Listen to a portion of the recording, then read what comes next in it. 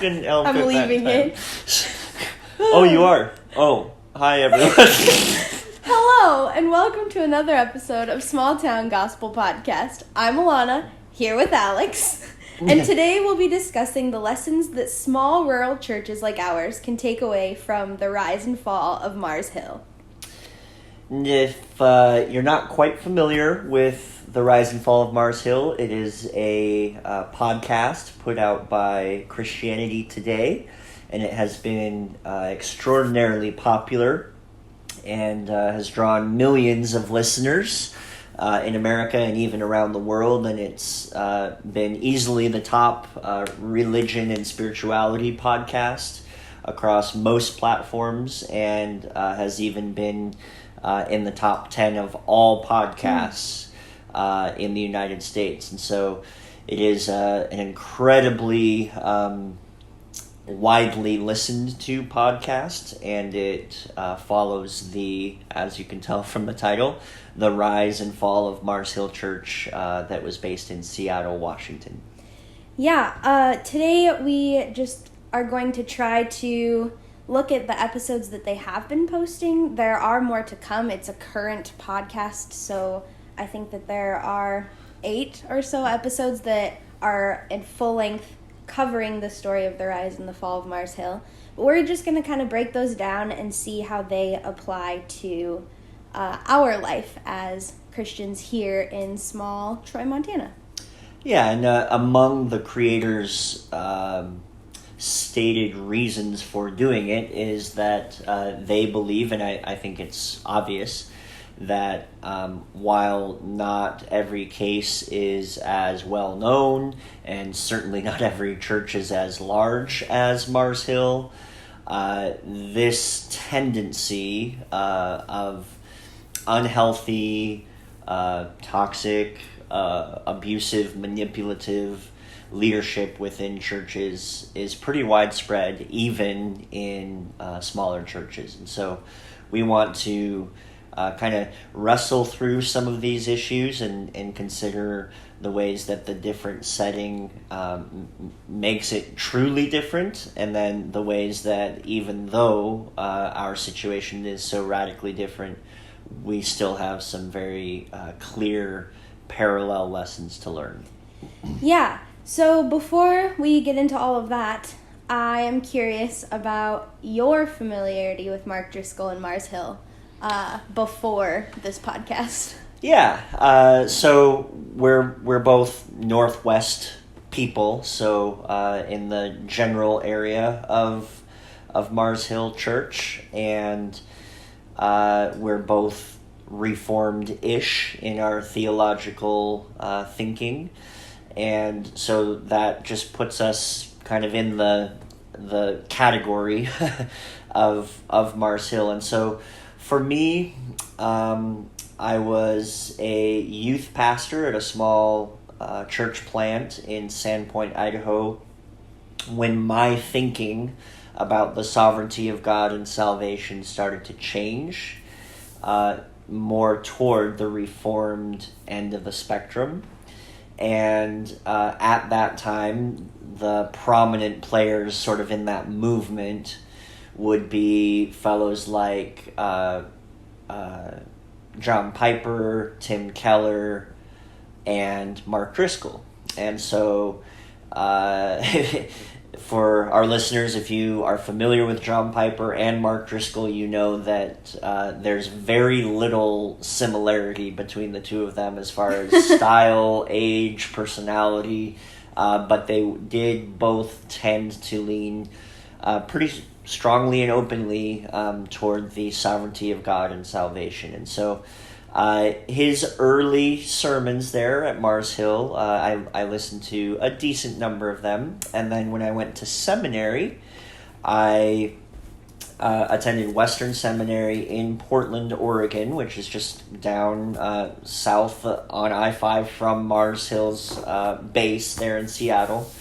And I got to know a decent number of staff and pastors from the Mars Hill network. And it was there where I started to hear some of the behind-the-scenes horror stories of things aren't what they seem. And so while I'm hearing those, kind of at the same exact time, Western Seminary did this full-fledged partnership with Mars Hill, and it was really unfortunate timing. Yeah. Somewhat humorous, to be quite honest, because they, it was marketing genius to link up with Mars Hill and Mark Driscoll at that point. But they got all the billboards and everything showing this connection just shortly before everything crumbled. Okay.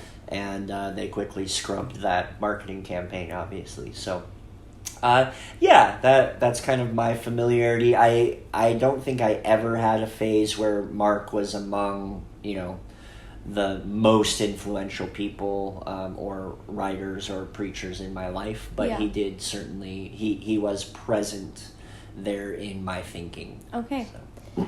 Yeah, for myself, I was late high school, early college in the 2010 to 14 range, and I was preparing to go to Phoenix, Arizona, where there is a Mars Hill campus. And similarly to you, I was just in the beginning stages of forming my own theological thoughts, and instead of kind of just basing off of what my family believed. And so I knew people like John Piper and Mark Driscoll were more theologically aligning with what I was just struggling with. And so I did listen to them, and as I went to Phoenix, one of the churches that I thought about attending was Mars Hill. And as I asked around, it was just at that perfect time that things were starting to crumble, that I just decided not to, and instead tried other churches in the area. And then as I was getting comfortable in Phoenix, the fall happened, and so we kind of had, because there was a Mars Hill campus and people I knew who attended that campus, I got to see all of this unfold, and I didn't understand too much of it at the time, but I at least was part of the, I heard about it, I helped friends through it, they began, I had a friend who then began coming to church with me after it, so a little bit of an effect, but nothing too Well, it's interesting there, too, because Mars Hill, of course, folded, and Mark kind of did his evasive maneuvers to get out of the restoration plan that the leaders of Mars Hill had in mind for him. And then he planted a new church in Phoenix. Right there. The Trinity Church. Yep. And that's been something I've been curious these last few months as these really popular podcasts are being released. Meanwhile, the Trinity Church is still happening and big, and they're having services. So I'd be curious what the discussions are like within that church. Anyway, so that's kind of our familiarity. We're definitely on the fringes of that broader community, but we were aware of the rise and fall as it was happening. So now in the podcast itself, just a quick rundown for those of you who maybe haven't listened to many episodes yet. The flow is it's both chronological and topical. The very first episode is titled with the question, "Who killed Mars Hill?" And it's sort of this, they started at the end, and then in episode 2 they go all the way back to before Mars Hill started, and it's kind of been working its way toward the end, while at the same time each episode kind of has a thematic focus as well. So there have been 8 main episodes so far. There have been a couple, I guess, side quests, you could say. One that focused on Josh Harris. Yeah, I Kissed Dating Goodbye. Yeah, and that was appropriately titled I Kissed Christianity Goodbye. And there was one much shorter one about kind of breaking the founder's myth or the origin story, as it were. So they shared his testimony in a short story and stuff like that too. Yeah. So for today, we're going to be focusing pretty much on the 8 main episodes and kind of interacting with those. So just real briefly, what would you say? We've both listened to all of the episodes that have been released so far. Mm-hmm. What do you like about the show, about the podcast? The first thing I'm gonna say is it is by far the best intro out there. Yeah. I love listening to the introduction song with little snippets of either Driscoll or people talking about Driscoll. It's very well put together, and I would say it's my favorite part of the podcast. Other than that, the production is really great. I do love that they're pulling from many sources of Christians, non-Christians, those who are directly involved, those who are just theologically smart. I think that they've done their research and they're trying to do their best from their stance to tell the whole story. And they explain really great things that have happened, and while also telling the whole story of the rise and the fall. Yeah, I think if a podcast could ever be art, this one would be. Yeah. So the way that it's put together, I cannot imagine the budget they're working with and how many people are involved in sewing the audio together in the way that it is. So it's just incredibly well done, simply on a technical side of things. And then, as you said, he didn't make 1 or 2 phone calls and then throw together a podcast. It's like this thoroughly researched.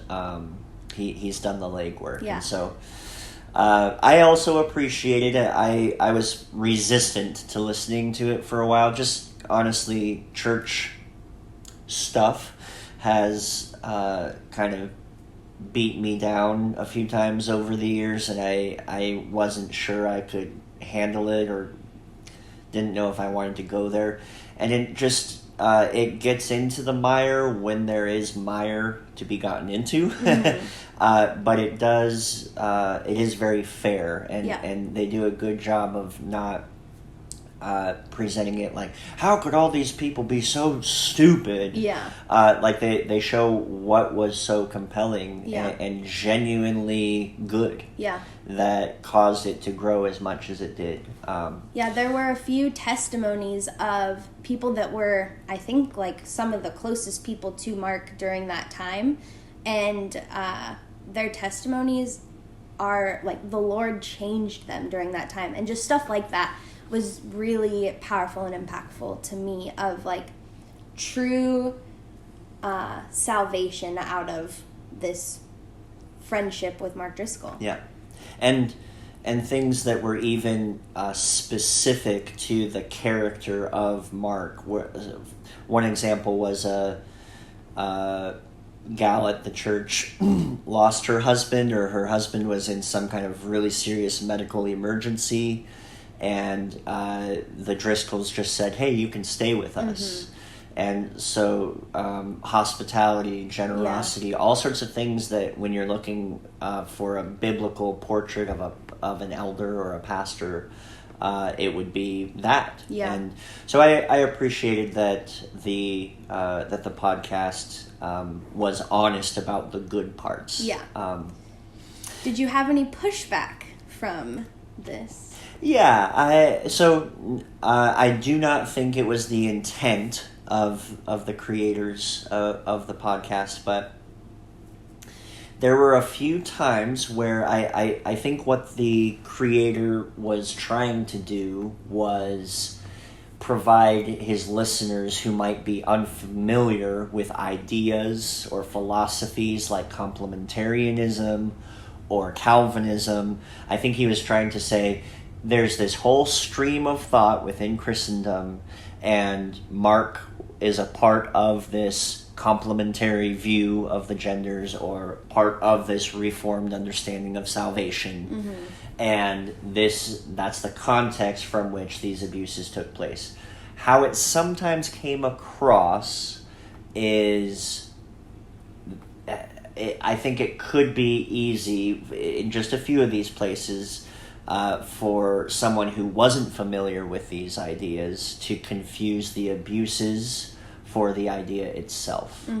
And so I wish he would have done a little bit better job of distinguishing between the abuse and the core concept. Yeah, the one aspect that I'll piggyback onto that is that there were some moments where in all of that, they slighted, underhand, whatever, some of these theologians that I think very highly of. Mark Dever, John Piper. There were just a few moments where I was like, ooh, man, I think so highly of their teaching, and it's kind of being like slighted or pushed aside or categorized within that. Yeah, put alongside Driscoll in a way that clearly isn't actually the case. Yeah. So, I mean, overall, it is a very fair and even-handed podcast. I do think the creators are coming from a little bit more progressive perspective than we are. Yeah. And so I think they're doing their best to be fair, and I think the unfairness is the exception rather than the rule. So yeah. One thing I'll add to that before we move on is we'll talk about it more, but there were a few moments where I thought, I wonder why they're saying that this is a downfall of Mark Driscoll when I think I agree with what he's saying. Yeah. And we'll get into that more, but there were moments where I just disagreed with, or I guess disagreed with the way that they presented it more than what, I guess, the context of what they're saying. Right. So. Yeah. So overall, I would say we would definitely recommend this. Be aware, and they do a good job of giving the little warnings. There's out of the 8 episodes, I think there's 2 or 3 where there's a warning at the beginning of the episode saying this gets into some adult content, or it gets into some issues involving demon activity or whatever. Mental health. Yeah, that kind of a thing. So with that caveat, I think if you haven't listened, we would recommend. Yes, definitely. So I guess we can start talking about some of the lessons that we took away from these episodes. If you want to start it off. Sure. So there are certain themes that run through pretty much all of the episodes, and so I thought we could kind of hone in on some of the dominant themes of this podcast. And so one of the major ones was everyone's asking the question, if the abuse of his spiritual authority was so overt. That's the weird thing about this, is like he's on the record very openly saying all of the worst parts. Yeah.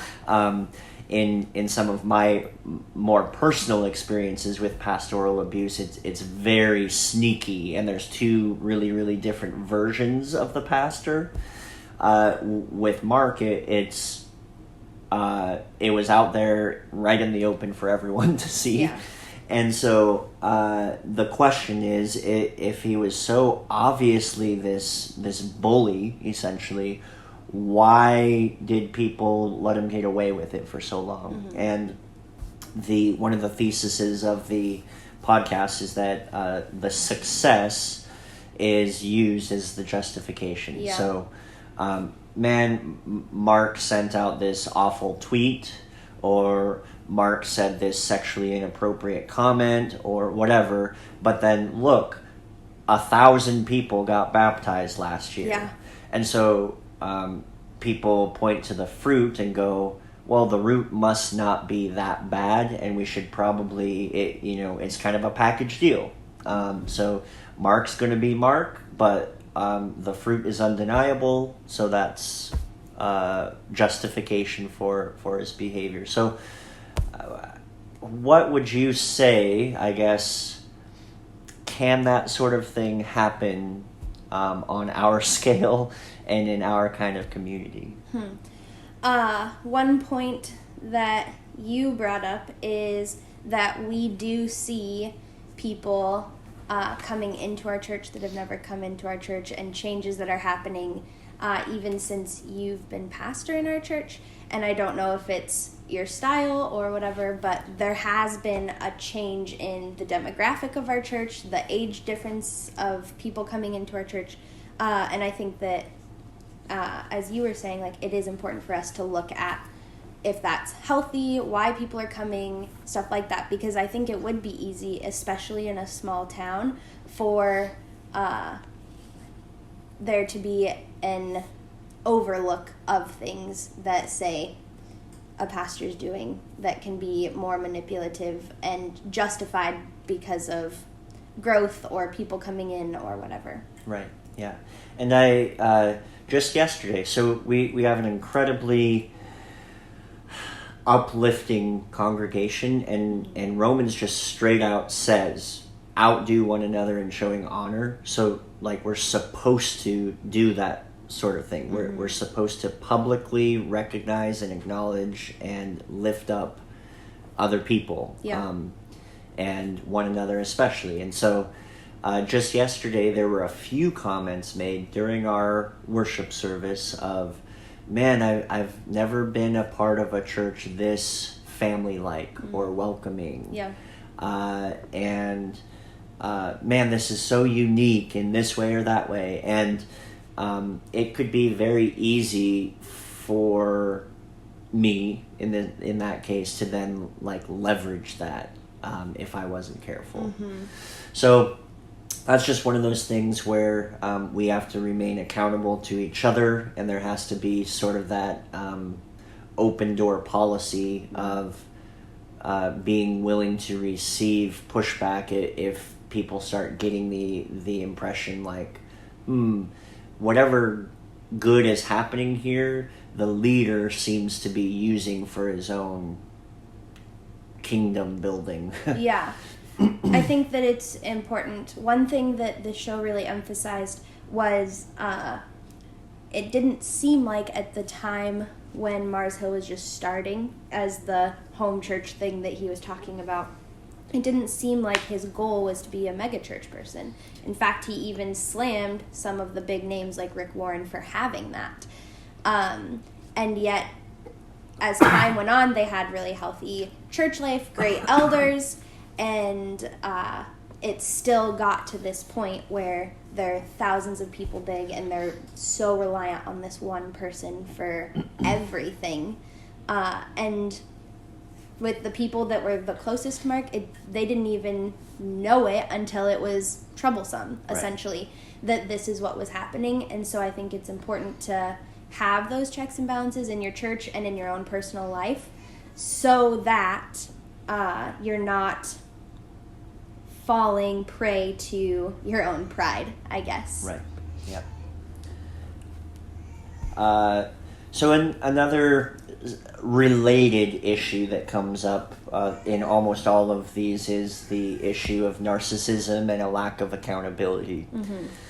And so one of the trajectories that happened that was easy to kind of ignore for a while there at Mars Hill was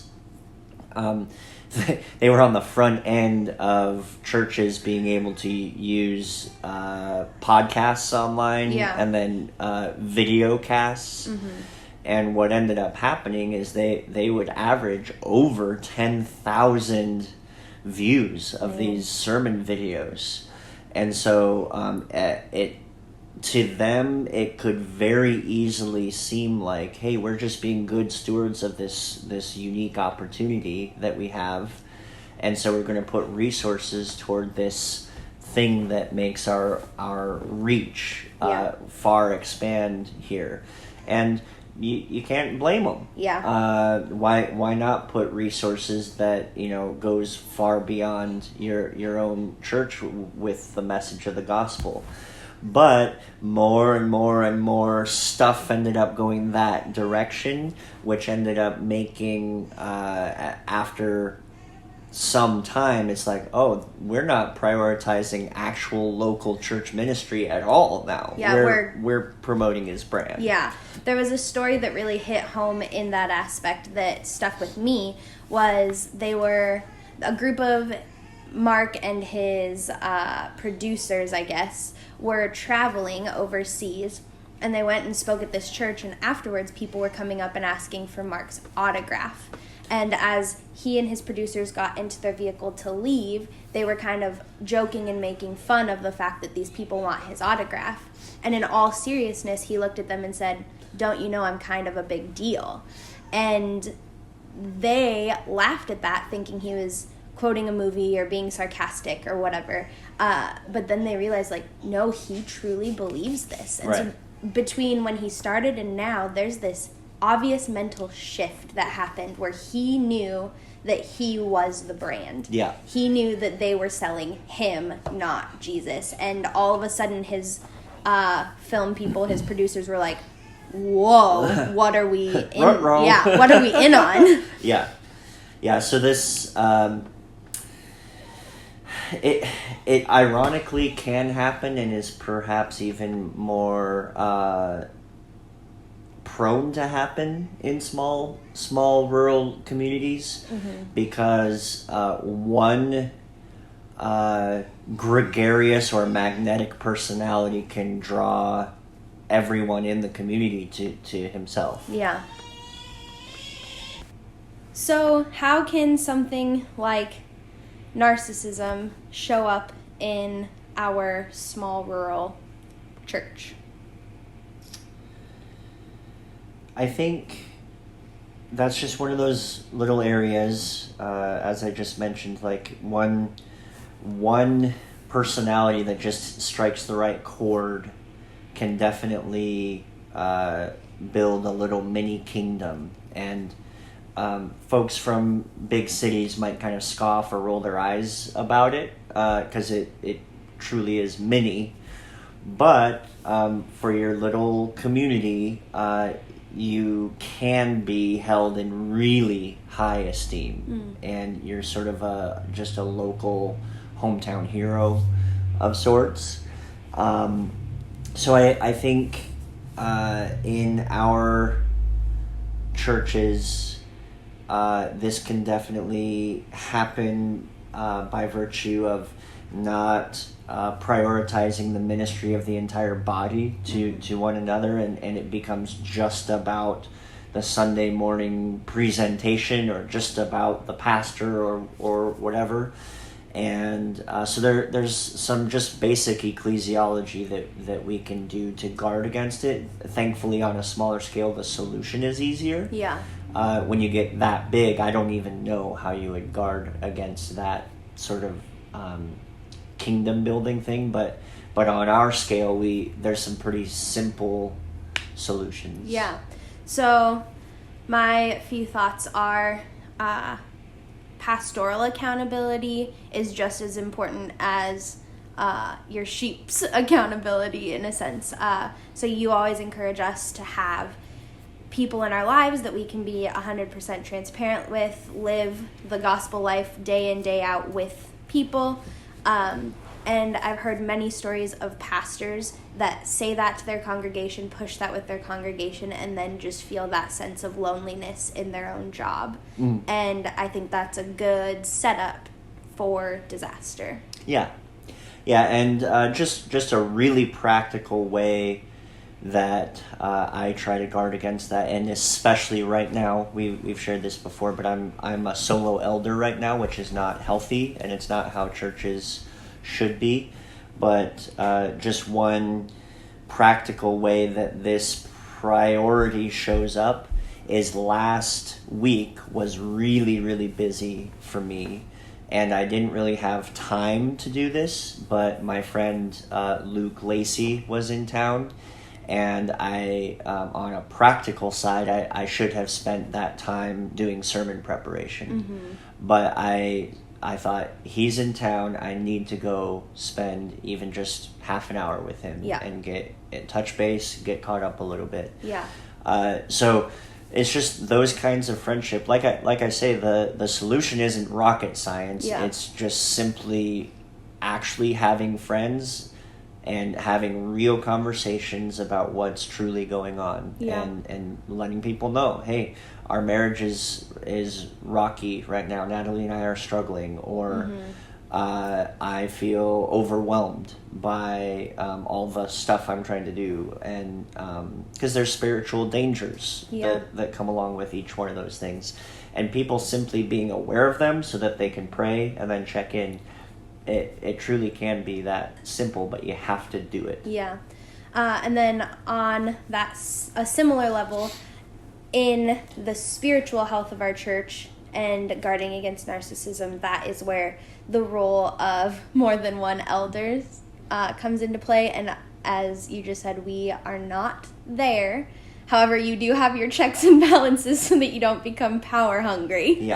But either not being a solo elder, which would be more for our advice, or as we've talked about, having so many elders that then the head pastor becomes this essentially kingdom idol person as well. In his own tier above, quote unquote, even if in your written structure of how things work, it's not that way. Functionally, that just happens when there is kind of one main guy.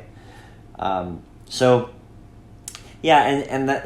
it's not as easy as it sounds. So it wasn't too long ago our church lost an elder, and an elder left fairly unexpectedly and abruptly, and so I had to walk a line of it was really important that the church didn't divide over that. So we kind of did have to rally the troops and make sure everyone was unified, and kind of understand some of the potential dangers represented of this elder that left, while also making sure to not circle the wagons and make anyone an enemy, or use the analogy that Mark used in the podcast of he's just a casualty of war and a body under the bus. We can't talk that way, and so there's a fine line to walk on these issues once you get out of the hypothetical and into the actual and the practical. It gets a little bit tricky of how to walk that line. This bus analogy, it was about the direction that the church was headed on, and everybody on the bus had to be a team player and on his agenda, essentially. And anybody who wasn't was kicked off the bus. And if you were truly against the agenda, you were ran over and put in the pile of dead bodies behind the bus. And just that mentality of like this shark mentality, if you're not for me, you're dead against me mentality is it's narcissistic. It's justifying an angry, awful situation. It's not for the church. It's for selfish pleasure. All of these things in this situation were such obvious signs that we can see now looking back. What are the signs that we, small town, can be looking for? And it's probably a lot more subtle. So there was one line in particular at the end of that quote from Mark that was especially chilling because of the way he juxtaposes this win at all costs, my way or you're dead on the highway attitude, and God's grace. So he finishes this whole rant by saying, and by God's grace, there will be a mountain of dead bodies behind the bus by the time we're done. And I'm like, by God's grace? Like, what? So I think that in all likelihood, someone like me or a small town pastor will not come right out and say something with that much bravado. But if you notice some sort of self-serving mentality or attitude mixed with Jesus-y or Christian-y lingo, that would be kind of your yellow flag or maybe red flag of let's check into this. And one of the dangers of this podcast's popularity is that people will be really quick to assume the worst of their leaders. We have to be gracious, everyone to everyone else. Like no one can stand the scrutiny of a demand for perfection. So we have to practice 1 Corinthians 13 and believe all things and hope all things while having discernment and seeing signs of trouble. But just that kind of mix of building your own kingdom, but adding Christian lingo to it would be, I think, a sign to look for. One thing that was really interesting about this podcast is that there definitely were moments, even in the audio that was given to us, where Mark Driscoll is saying the right stuff. He's presenting true information. Sometimes it's vulgar, sometimes it's flashy, sometimes it's presented with gumption and some crazy analogies, but there's obviously his time in Mars Hill did produce fruit. How does that play into this? Saying the right thing in the wrong way. It's a unique temptation for people who are in the position of speaking publicly often. And we had a president who did that sort of thing often. And the challenge for a preacher, I'm going to be just totally honest, every Sunday I know that there's a subsection of the people I'm speaking to who are bored, disinterested, distracted, preoccupied, whatever. And so you have to, part of my job, in a sense, is to speak in such a way that will try to capture their attention. So Jesus spoke in provocative ways. He spoke in parables. He used analogies specifically with the audience that was in front of him in mind. So there's biblical warrant and just old-fashioned wisdom in saying, out of the whole spectrum of ways to present this truth, I'm going to try to be thought-provoking and creative in how I present it. But boy, there's a fine line there, especially for personalities like Mark's, between I'm going to be thought-provoking and just being a shock jock. And he definitely veered into shock jock territory, and he even openly said, like, I take some of my cues and I learn from kind of like slam comics, and like I read the room. It's not like he has a sermon manuscript and he sticks to it. It's they reacted this way, so I'm going to kind of vamp and vibe with the quote-unquote audience on that. So I think, as obvious as this is, a good check on that would be truly have the text be the guide. Not play into culture or trends or what people are reacting to. And I'm sticking to what the passage is saying, while thinking like I'm not going to present it to a Troy, Montana group. I'm not going to use the same kind of illustration as I would in Seattle. Yeah. So you're thoughtful about who you're talking to while also saying, like, the goal here is teaching the text, not having a vibe with the congregation. Yeah. In this topic throughout the podcast, there were things that even I was attracted to through in his different brand, I guess, of preaching, where it's not super common. I've never even really seen it be super common to talk about things such as sexuality and marriage and manhood and womanhood as blunt as he has. And there, I saw the attraction in those moments where it's like, oh yeah, that is really good information that I haven't seen before, and like, why wouldn't somebody speak on it?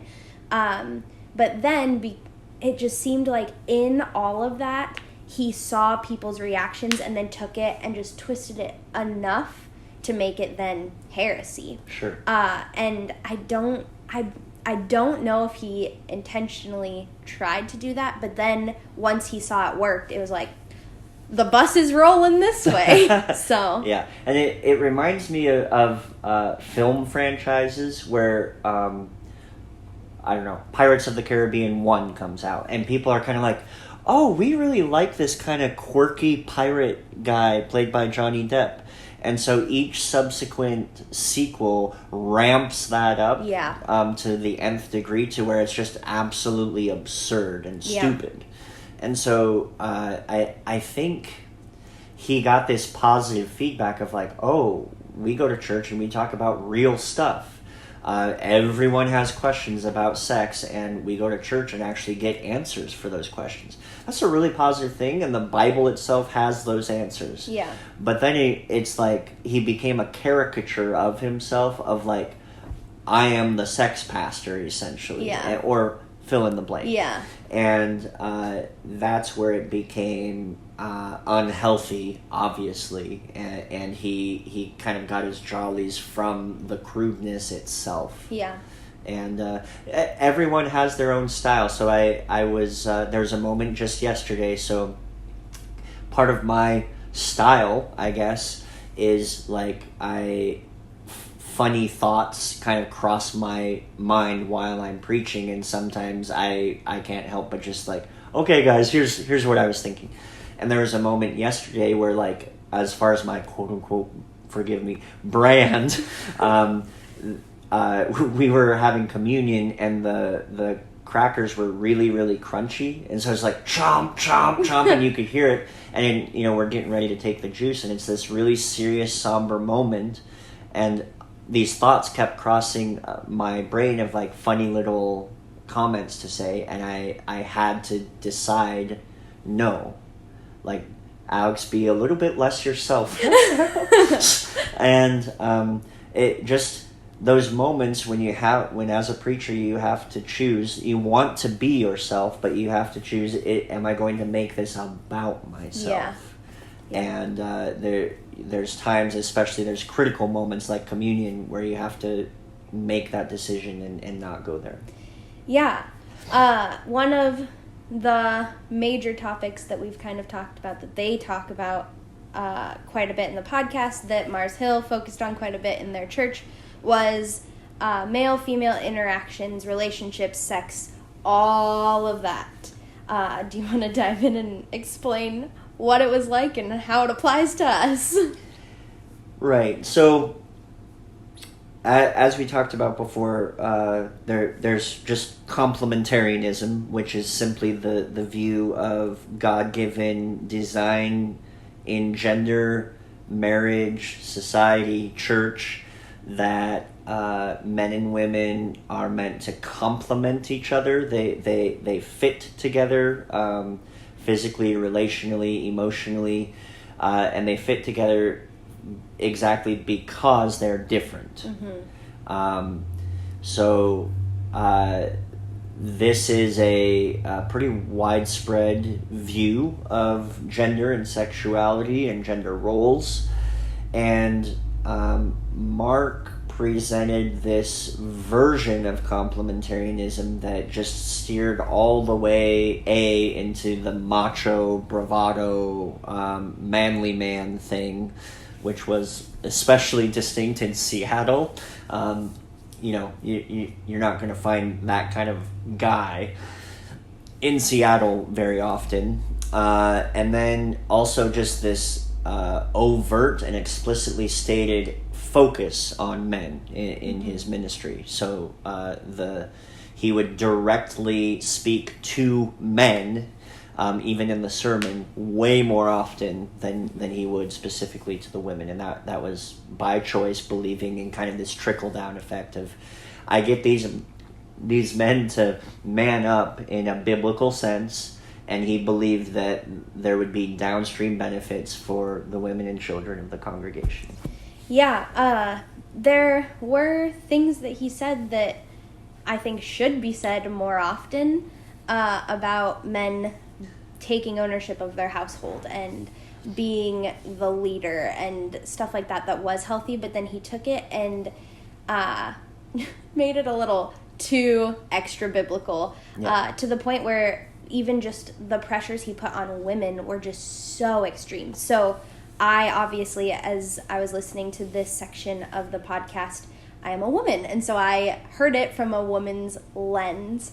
And when he does speak to men, he's then implying the woman's role by the way that he is commanding the men to do A, B, C. Mm-hmm. And there was even this moment where they said, if you want to be a member, then men, you have these standards to live by, and women, you have these standards to live by. And some of those standards were like, you absolutely, woman, will not work. You will have kids. You will take care of them. You will stay home if you want to be a member of our church. Mm-hmm. And just those pressures that are extra biblical, to me, were obvious signs of abuse on his part as a pastor. Yeah. And everyone has their own version of going beyond Scripture, mm-hmm. And we have to guard against that. So, homeschooling, for instance, is pretty widespread. It's definitely the majority approach to raising children in our church, and there's all sorts of things to commend about homeschooling, but it would be pretty dangerous to then say, like, if you want to be a member here, you have to school your children this way. Yeah. And you could apply that to alcohol, tobacco, movies, whatever, of just going beyond what Scripture actually says. And he got into... there was a particularly cringeworthy moment where there was a husband and a wife. The wife became a Christian. The husband wasn't yet a Christian and wasn't interested in going to church. And she was never had been comfortable with a particular form of intimacy that the man wanted. And Mark pretty directly told her, like, you need to do that. To win him over to Christ. Yeah. And, like, I felt conflicted in that because obviously that's overstepping his bounds and that's none of his business, and it's icky, especially for him to then share this illustration in a public setting and on the record. But then at the same time, it was one of these little nitpicks I had with the podcast of, I think of what Scripture itself says in 1 Corinthians 7. It talks about the husband and the wife. The husband's body doesn't belong to him. The wife's body doesn't belong to her. They should have a view of their own body that my body belongs to my wife and vice versa. Mm-hmm. And there was no effort in the podcast to say, here's what Mark said, here's why it crossed the line, and here's how we make that jive with 1 Corinthians 7. Yeah. It's just like, ooh, doesn't this sound icky? And it is icky. Yeah. He did cross the line.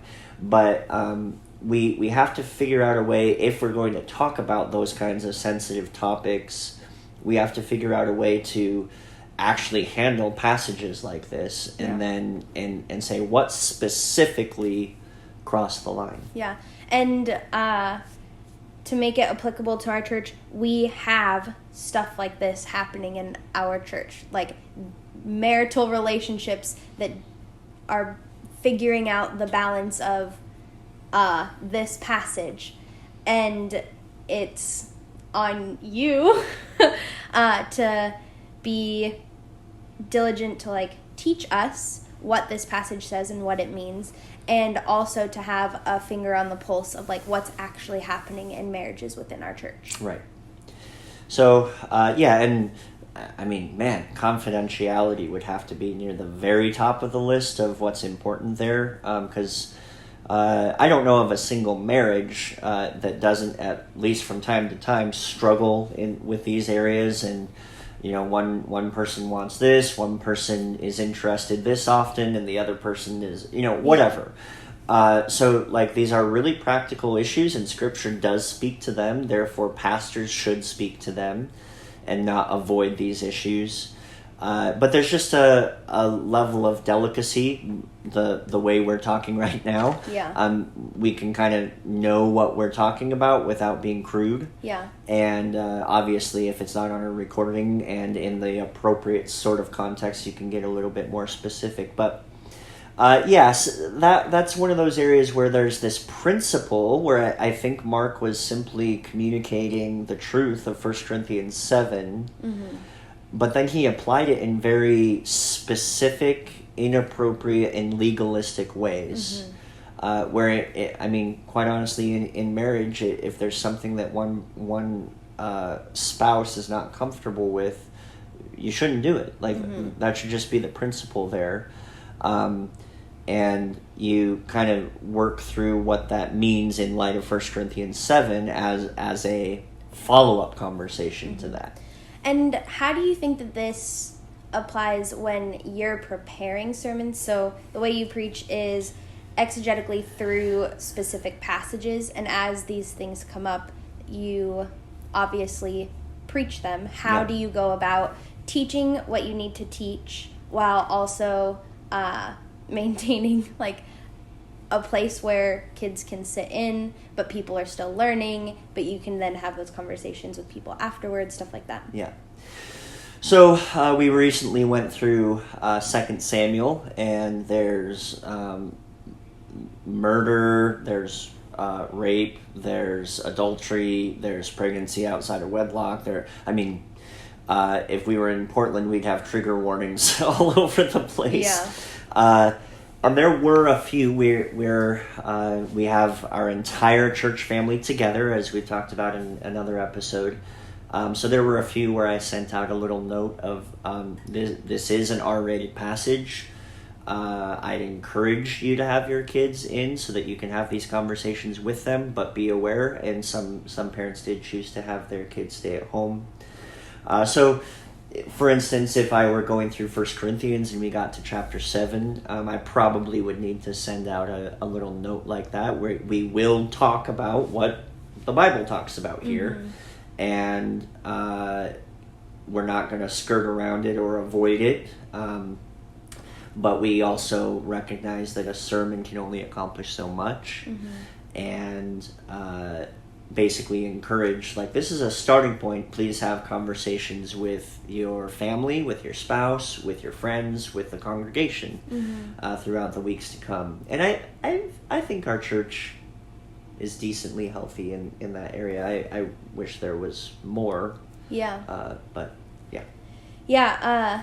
One little tidbit that I'll throw in is that I think it's also important that the role of elders should be to be checking in on families in this aspect more one-on-one than just blasting these stories from the pulpit to get the point across. Right.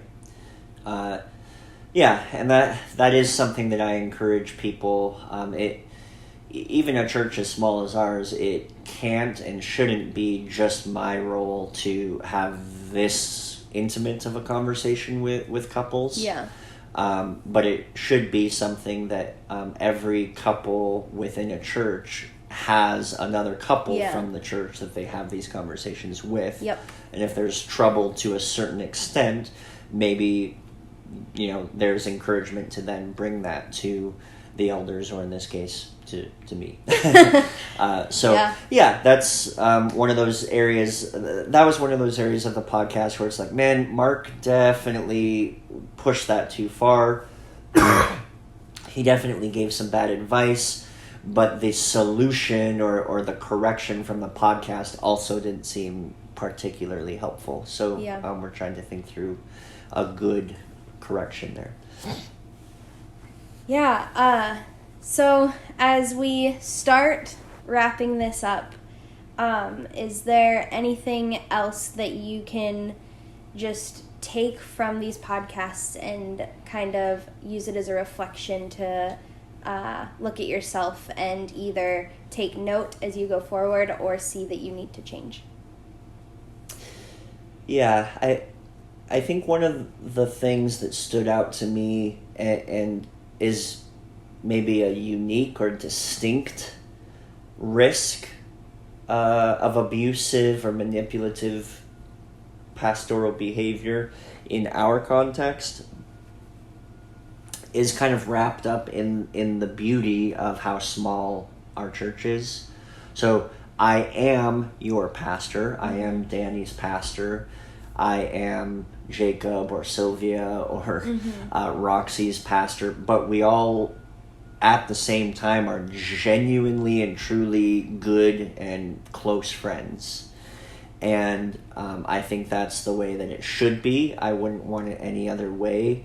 But listening to this, it did strike me that in the context of friendship, there's a kind of teasing that happens. There's a kind of, quite honestly, frustration that happens. And even you can voice that frustration, and it's between peers, and it's okay. And I did think of some times where in my mind I was voicing frustration peer to peer, friend to friend, in a way that I think is okay on that level, but I wasn't fully taking into account the fact that was just their pastor talking to them that way. And so I'm going to have to keep figuring that out and wrestling through that. Another just small town rural pastor thing is I do build houses on the side now, and people are super generous and eager and willing to help, and it even does a lot of really cool opportunities if I get to know folks in a unique and better way, working on a job site with them. But it's not difficult to see how that could turn manipulative of, I'm your pastor, you kind of owe this to me, that type of thing. And a nearby pastor just half an hour away got into some major hot water, taking just too many favors on a construction project. And he ended up with an 8,000 square foot house that was basically built and paid for by his congregation. Man. And that's I look at that and I'm like, man, that's awful. And then I go, well, I've gotten quite a few free man hours on our little projects. So where's the line there? And just having open conversations about that. But any kind of closing thoughts or wrap-up conclusions on your part? Yeah, I think it's just so important for individuals to not only rely on our church, but to also be diligent to just be learning and devoting ourselves to the Word and to learning from people that are not our pastor outside of that throughout the week, so that we're diligent to know what the word of the Lord says, and we can hold our church accountable to that and ourselves accountable to that. But also, be diligent to be serving your church. Be diligent to be the hands and the feet that your church need. And Lord willing, prayerfully, with lots of apologizing and correcting along the way, we won't see this major of a breakdown. Yeah, I guess that's my final thoughts. Yeah. All right. Thank you guys very much for tuning in. Join us next week. We're going to be looking at and discussing the place, if any, of politics within church and the pulpit. And hope you'll join us for